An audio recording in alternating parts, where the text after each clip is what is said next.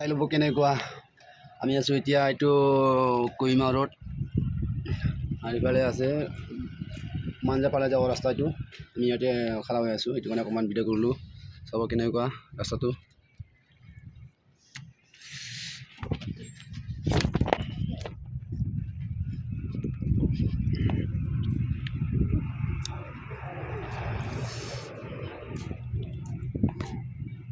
এইটো গাড়ী আছে এটা মোৰ লগৰীয়াৰ